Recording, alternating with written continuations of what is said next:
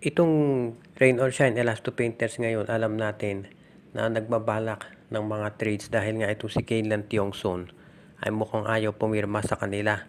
At mukhang merong offer dito, itong NLEX Road Warriors, pero masasama ang Magnolia doon sa trade. So parang ganito ang magiging resulta. Mapupunta dito sa NLEX itong si Kaylan Tiongson. Samantala naman dito sa Magnolia, makukuha nila itong si Ato Ular mula dito sa Road Warriors. At ito namang Rain or Shine Elasto Painters, ang makukuha nila ay itong si Jerica Hanmisi mula dito sa Magnolia Chicken Templados.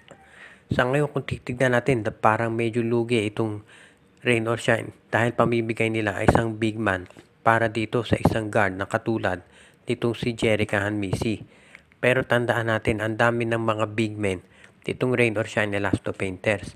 Tandaan natin, itong si Luis Villegas maglalaro na dyan. And of course, itong si Kit Datu nandyan na, si Bob Belga, si Santi Santillan, si Sherwin Concepcion. Ang daming mga big men itong Rain or Shine makukuha ngayon. Plus yung import nila si Aaron Fuller. Kaya alam natin, hindi magiging problema ang size ngayon dito sa ROS. Kaya nga, ang kinuha nila ito si Felix Lemeti dahil pwede na silang kumuha ng isang guard dahil overloaded na sila sa mga bigs.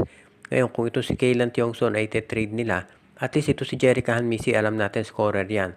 At magagamit ni Coach Yeng Yao dahil ang gusto ni Coach Yeng yung mabilisang laro na maraming scorer. Sa panig ng Magnolia, itong si Ato Ular, alam natin napakaganda ng nilaro niyan nung nasa Blackwater Bossing. Naburo lamang doon sa bench nung hinawakan to ni Coach Frankie Lim. Pero sa tingin ko sa kamay ni Coach Chito Victolero, maganda maipapakita nito. Kaya okay na okay sa Magnolia kung sakali na matuloy ang ganitong klaseng trade dahil makakakuha sila ng isang solid na role player. Itong San Miguel Beer ngayon ay medyo merong problema pagdating dito sa kanilang paghahanap ng mga trades dahil alam natin yung nangyari dito kay Cedric Fairfield, parang naudlot dahil nalaman nung na-leak sa media, parang ngayon ay umayaw na itong Blackwater Bossing. At sa ngayon makikita naman natin na itong San Miguel Beer naman hindi pa matuloy-tuloy yung trade nila para dito kay William Navarro at dito kay Kate Flores. May pinag-aaralan pa raw iba. At mukhang yung kay Troy Rosario naman, baka doon sa Blackwater ito pumirma. Kaya abangan natin kung alin ang pipiliin ng San Miguel. Ang maliwanag dito, hindi pa tapos ang San Miguel sa pagre-rebuild ng lineup nila. Actually, nakagawa na ng mga trades ang TNT, Meralco, Hinebra at Magnolia. Itong San Miguel na lang ang hindi pa gumagalaw. So tignan natin kung talagang hindi na sila gagalaw o gagawa pa sila ng mga moves. Dahil sa tingin ko hindi po pwedeng hindi gagalaw ang SMB dahil lumabas na yung kahinaan nila. Sasabihin na ba meron na silang power forward na import, so hindi yan problema. Paano naman yung point guard? Nakita natin na wala silang mapiga dito kay Enciso at kay Chris Ross. At itong si Terence Romeo, injury prone talaga. So iyan ang nagiging problema ngayon ng San Miguel.